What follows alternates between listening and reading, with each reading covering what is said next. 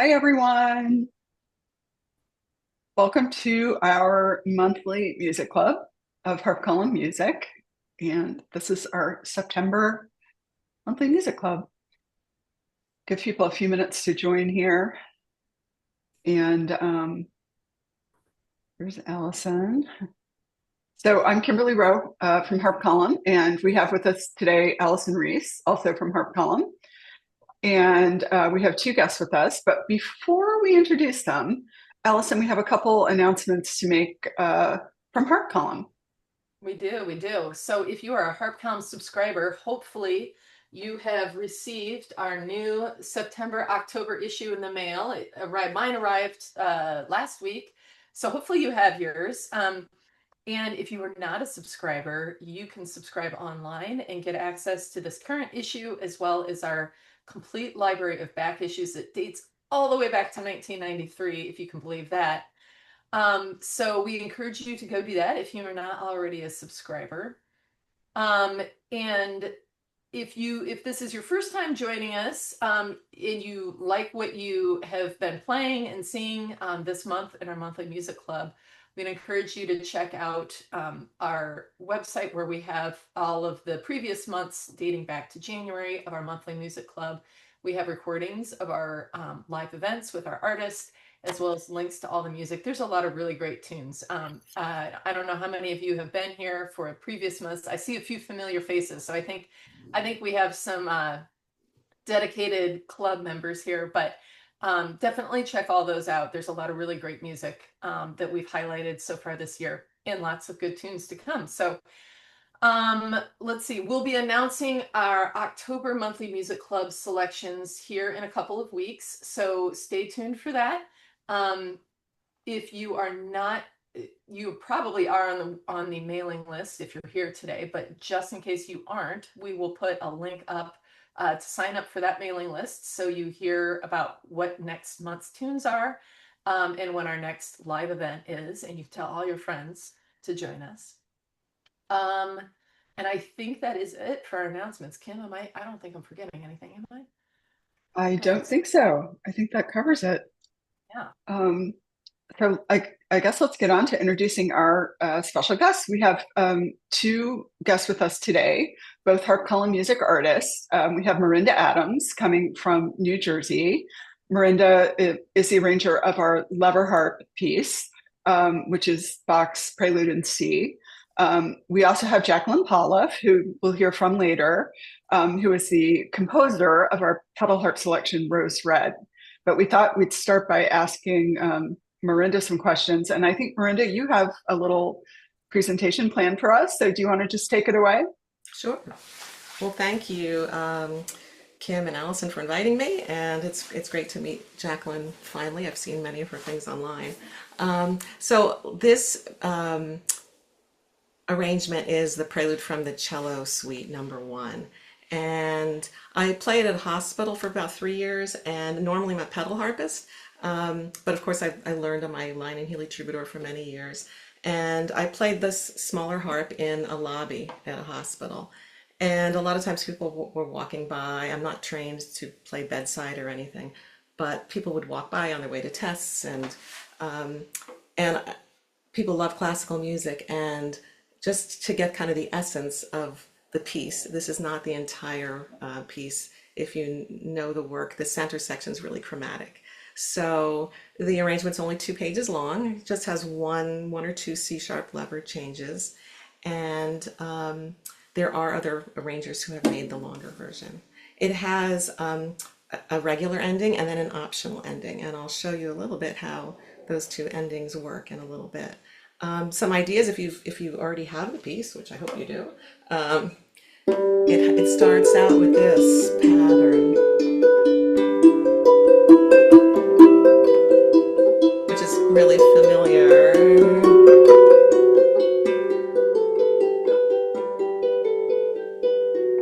And because it's for cello, you can think of like bowing, that like this low note is like the cello if you were bowing, dee da da dee da da da, that kind of sense. And a lot of Bach or Baroque music, a lot of people think of it as being very metronomic. So I would encourage you to feel more like it's a dance. So some of the cello suites are based on dance forms, saraband, gavotte, those kinds of things.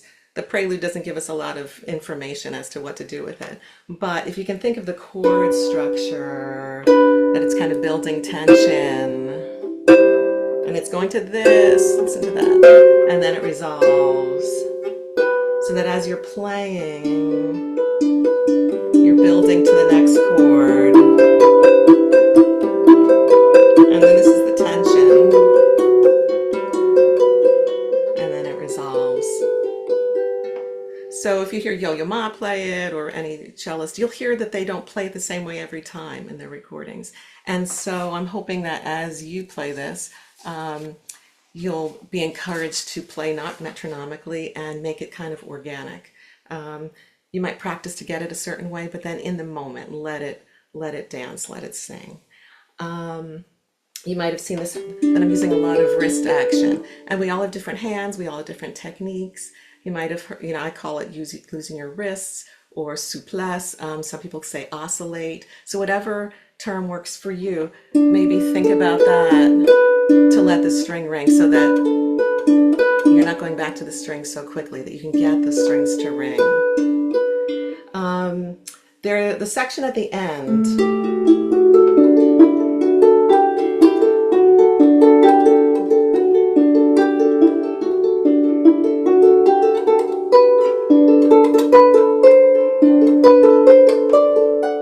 so that part's kind of annoying because you're having to go back in and out with that A, and you're repeating that note.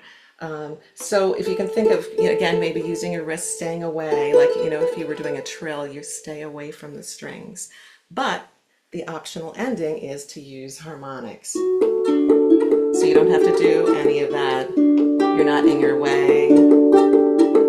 And then as you're doing that, the repeated note, whether it's the A or the harmonic, don't make it just boring. Like, let it build.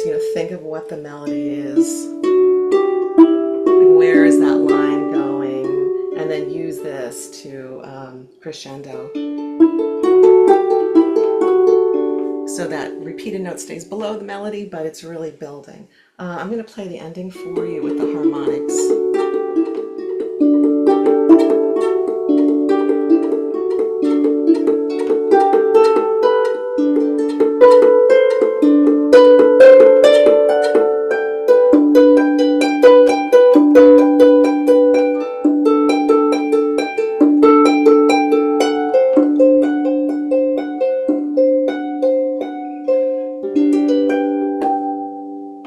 And that little ending is kind of a wink to Marcel Grangeny. He did that ending like this in the Largo that he arranged. I think it's the Violin Sonata number 3. So again, the ending, have those chords. You're building towards that, and then you're resolving. Sometimes I play it once with the regular ending, then I go back and I'll play it again with the harmonic ending. And you could always do, if you had the low G the second time, play a low G, and then another low G there. So I hope that gives you a little inspiration to play the piece or use some of those ideas in other pieces.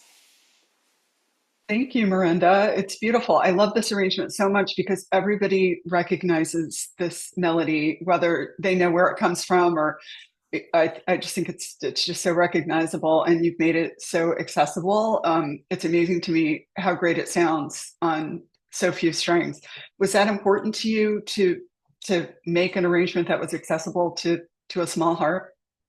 It was, in terms of me using this harp at the hospital, and also making, as you're saying, not feeling like this was a limited amount of strings, that it was, you could use the resonance and unfortunately take out the center section, but.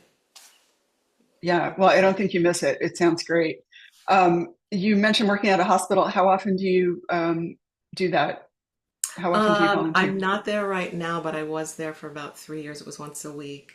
And then when things opened up for COVID, I wasn't in the lobby, but I was playing for the staff in their cafeteria. Great. And I know that you don't have a lot of music with us at Harp Call Music, but I'm sure you must have more out there. Are you planning to get any other arrangements published so that we can carry them as well? Well, I'm actually excited because this was the first one I ever did. I've always improvised a lot, um, but this was the first thing I've actually printed. I do have a Doretta's Dream from Laura Hmm. Ondine, which maybe some of you heard on Room with a View. I think Kiri Takanawa was singing it. Um, but I do have some pieces that I'm working on and some teaching videos that I'm hoping to get out soon. Great, great. We will look forward to that. Um, so if you have questions for Miranda, go ahead and put them in the chat, and we can circle back around to that. But in the meantime, I'll have Allison introduce our next guest. Allison, can you take it away here? Yeah, absolutely. Let me spotlight her for everybody here so we can see her. Everybody, welcome Jacqueline Pauliff. Um, Jacqueline is a performer, arranger, um, and composer. In this case, in the case of Rose Red, the piece of hers that we're featuring today. Jacqueline, why don't you start just by telling us a little bit about yourself? And I'm really interested how you came up with this piece, the idea for this piece. Sure, of course. Well, thank you so much for having me. It's a pleasure to be here and nice to see everyone. Yes, so I do a lot of different things with the harp. I perform, I teach, I compose and arrange. Many of you might know me from YouTube, as I post videos pretty regularly on there in a variety of different topics. And I really enjoy doing so many different things with the harp. It's just a lot of fun to be able to rotate through all of these different interesting things. And Rose Red is actually a piece that I composed about 10 years ago. I was looking at it today and I was surprised that it's been so long, but of course that's how time goes. It just seems to kind of vanish. And it's based on an Elizabethan melody that many people might be familiar with it. I'll just play a little snippet of the melody so you can hear it.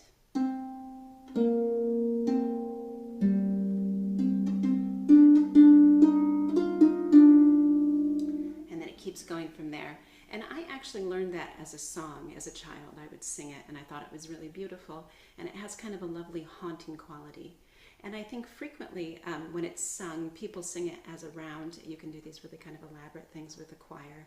But of course, being a harpist, I wanted to be able to emulate that a bit, but just with one instrument and our 8 fingers. So I came up with this arrangement that starts pretty simply and then kind of builds throughout and becomes increasingly elaborate, and the melodies and the different lines all layer on top of each other. Maybe I'll go ahead and play just a little snippet from the beginning so everybody can hear it, and then I'll talk a little bit more about it.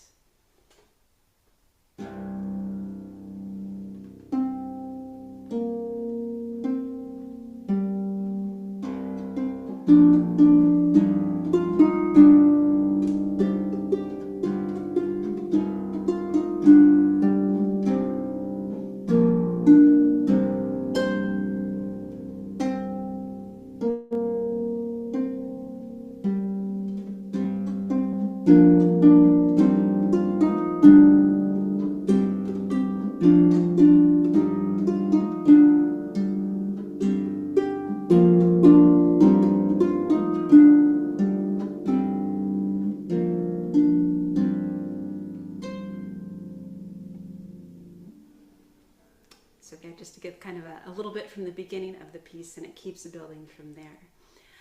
And one thing that I was really interested in with arranging this was using a lot of the bass of the harp. I put it in the key of C minor specifically so I could use the very lowest string of the harp. And throughout it, there's a lot of kind of bass lines and low octaves, sometimes little bits of the melody down here. And that's just a register that personally I like a lot, but I also felt like it suited the piece really well. Sometimes when I'm playing it, I imagine something like a big stone cathedral, and maybe if you did have the choir and all of the different round parts, they're all spaced out kind of throughout it, and so the sound is all coming up and interweaving throughout that. And I'm trying to kind of have that feel through so much bass throughout the piece. And it's an unusual piece because it is written for pedal harp, and it does use this really big range that the pedal harp has, but there aren't actually any pedal changes in it. And that's a little bit unusual for me. I quite like a lot of chromatic music and a lot of complex harmonies. So many of the things that I've arranged and transcribed use all kinds of pedal things. So sometimes for me, this is nice on a program to get a little break and not have something so demanding. But I never know what to do with my feet then, if I should just leave them on the pedals or set them on the floor. It can feel just odd in between so many other pedal heavy things. But yeah, guess, did you have other questions about the piece, Allison? Yeah, one thing that I kind of noticed about the piece was, like you said, your feet are kind of bored. They don't have anything to do. But that doesn't mean the piece is not without its challenges. And I think one of the challenges that people might find is how you are able to make these longer notes, especially in the bass clef, ring for a long time and also not make any replacing noise. So do you have any tips for people if they're working on that and trying to make it as resonant as possible? Yes, that's great. And that definitely is a challenge because I, as a composer, was really thinking of those notes as sustaining and kind of anchoring underneath everything as you're playing. So for myself, what I do, if I take this is from the second page where we have these low octaves in the left hand. What I'm really thinking about is I'm thinking about trying to place as late as possible with the left hand. So to play it and really come away, let the sound ring, and then just sneak back in at the very last moment as I'm about to play.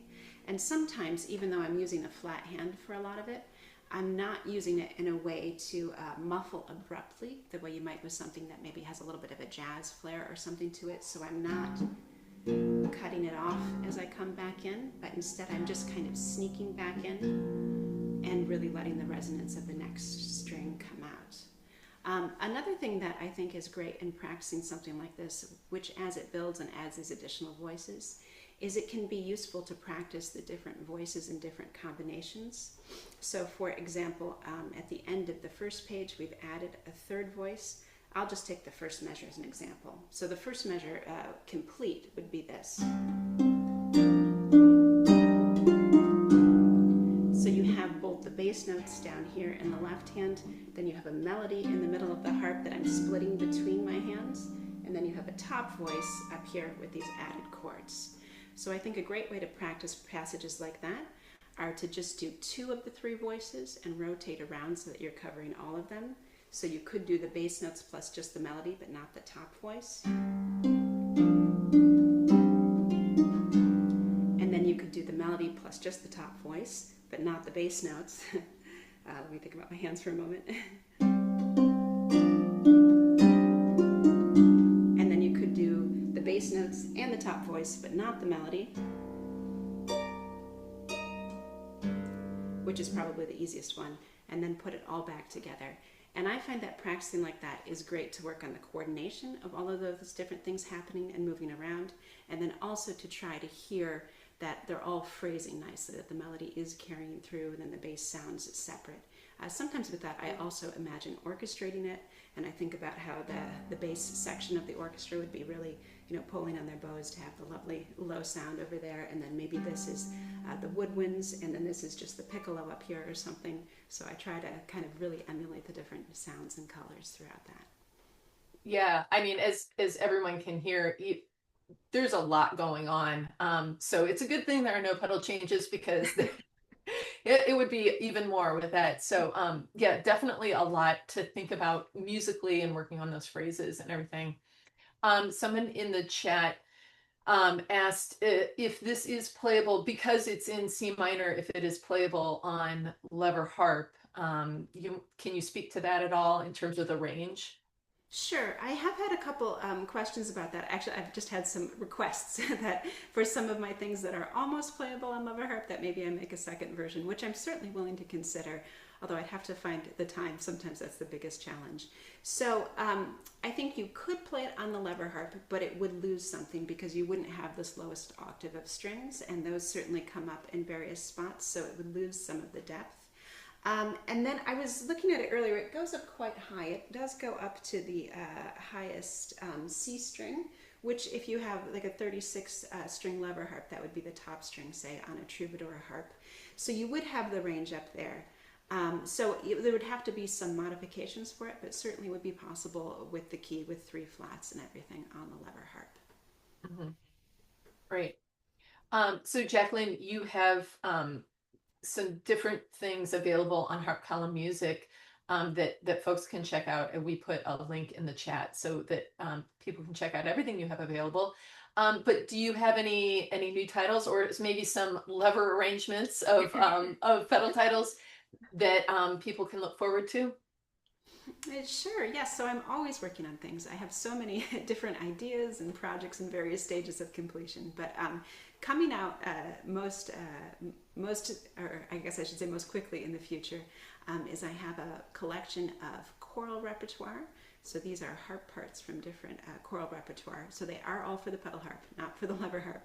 But I'm quite excited about that, and that will be available on Harp Column Music quite soon.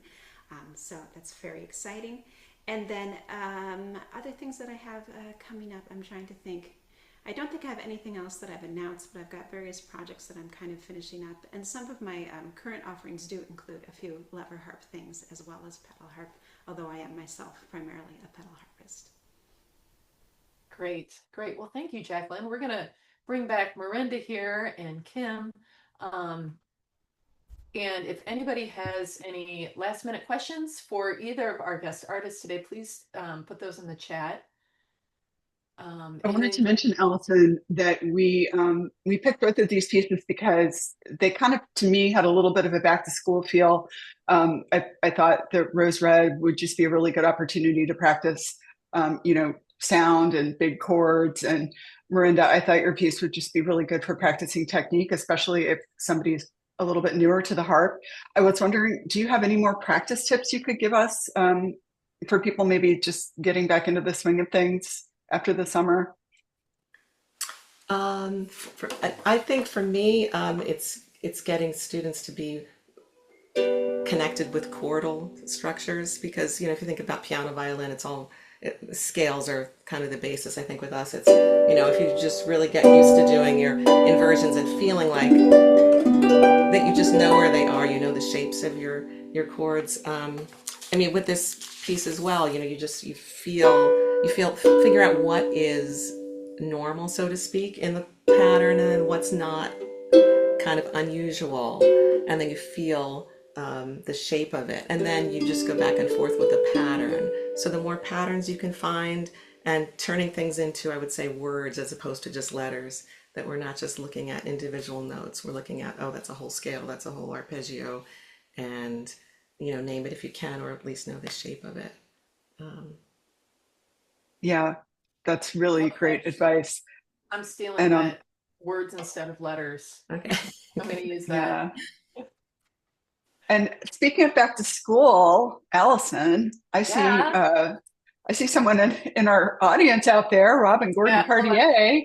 I'm going to spotlight Robin. Hi, Robin.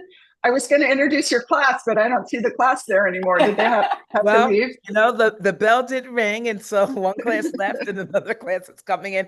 But hi, this is so good. Thank you, guys. We'll be getting this music. We have Miranda's, but we're getting this music, and maybe we can send you a clip and say they were inspired by watching them. But yep, we're back in full effect. Come visit us. Oh my gosh. Well, thanks for joining us, Robin. In case people aren't aware, Robin Gordon Cartier runs a very large school harp program in East Orange, New Jersey. So she's always a big, always a big supporter of Harp Column. Allison, spot there. Somebody said, is that a dream classroom? Yeah, it sure looks that way.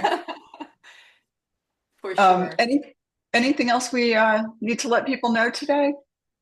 I don't think so. I would, I did forget one thing. Jacqueline mentioned that she has a lot of instructional videos on YouTube, which if you haven't seen those, check them out. They're really, really good. I've used them many times when I'm working with a student. And then Jacqueline also wrote a kind of a humorous take on what it's like to make a recording as a harpist, because she has extensive experience on that. And she wrote a piece for us in an issue of Harp Column. I'll put the link in the chat. She wrote a piece for us in last year's September-October issue of Harp Column. That's kind of a humorous take on that. So check that out if you're interested in reading something by Jacqueline. So thanks for that, Jacqueline. Thank you so much, Allison. And I was going to say, Miranda, you mentioned your other arrangement of Doretta's Dream, and I had a student play that a couple months ago, and she really enjoyed it. So thank you for that lovely arrangement. Oh, good. That's so nice to hear. Yeah. Well, thanks so much to both of you for joining us here today, and watch our emails and our blog for the announcement of next month's pieces. And thanks everyone for joining us, and have a wonderful day. Thank you, everybody. Thank you. Thank you so much.